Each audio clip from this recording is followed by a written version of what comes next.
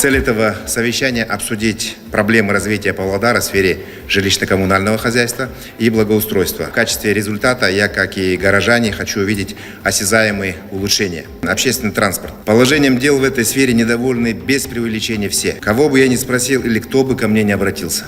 Меняйте все изнутри. Ремонт дорог и безопасность пешеходов. По ремонту на этот год запланирован большой объем дорожных работ. Ремонт 12 магистральных улиц, асфальтирование 53 улиц с грунтовым покрытием частного сектора. Прежде всего, поручаю рационально организовать движение транспорта в условиях перекрытых дорог. Благоустройство, уборка, уход за зеленым фондом. Финансирование этих сфер увеличено в 3 раза. По поливу.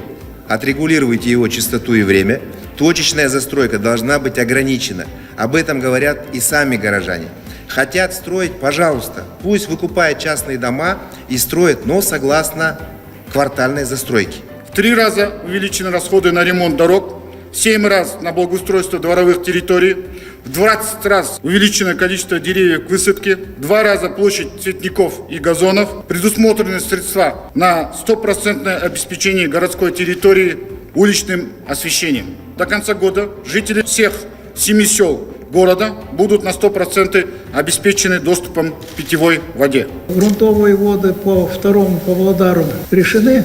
Они решаются. Необходимо, чтобы жители второго Павлодара подключались к системе канализации, которая была построена первого-второго этапа. Много лет поднимается вопрос о доступности набережной для маломобильных групп, и очень радует, что наконец-то у нас будет пирс. Прозвучало в докладе, что деньги выделили на ПДП, наконец-то.